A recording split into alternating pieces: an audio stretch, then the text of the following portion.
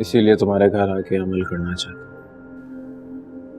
मुझे लग रहा था कि शायद कोई और पुरस्कार ताकत है जो अपनी मौजूदगी जाहिर करना चाहता है हमारे सामने, लेकिन मैंने इसीलिए तुम्हें बुलाया था। लेकिन अब मुझे लग रहा है कि शायद ये सब कुछ फिरोज ही कर रहा है। नहीं, इस सारे भयानक खेल में कोई और रूहानी ताकत भी शामिल है।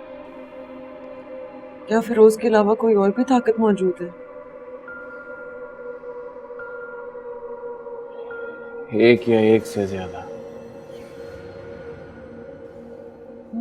फिलहाल मैं समझी नहीं आपकी बात। कुछ क्लूज मिले हैं शम्स को, काम कर रहे हैं हम उस पर। बहुत जल्द हकीकत सामने आ जाएगी। मैं तुम्हारे घर आना चाहता हूँ लैला। नहीं तलाल, तुम वहां नहीं आ सकते। नायला आंटी ने सख्ती से मना किया है। बस बस जो भी चीज मौजूद है, आप और शम्स अंकल मिलके उस चीज को खत्म कर दे। कुछ कहा है क्या उन्होंने तुम्हें?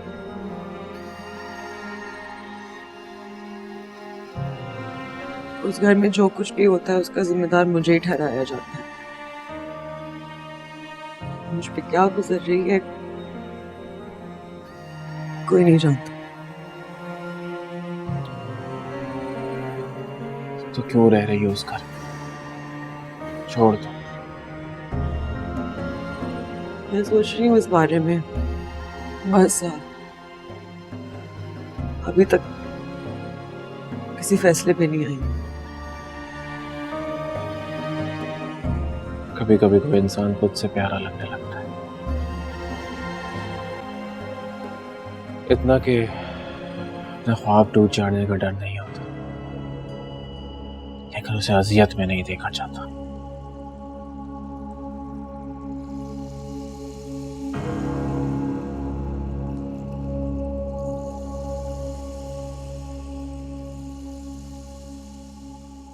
तुम मेरी परेशानियों के बाद मत सोचो तला। ये सब कुछ शायद मेरे नसीब में था और अब मुझे जिंदगी ऐसे ही गुजारनी है।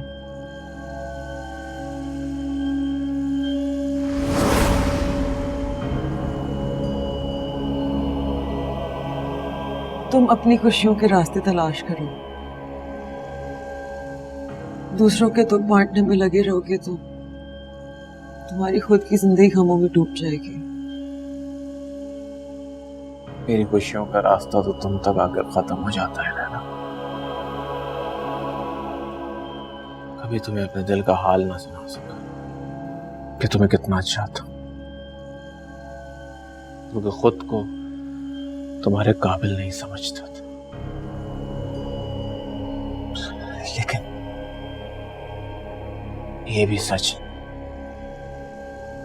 कि खुद को तुम्हारे ख्वाब देखने से भी ना रोक सका।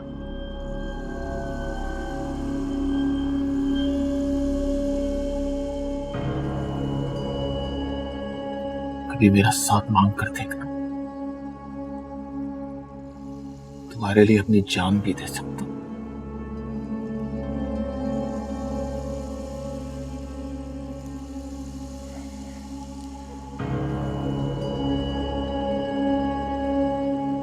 मैं देख नहीं सकता तो क्या हुआ,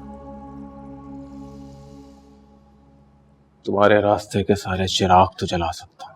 कम होता नहीं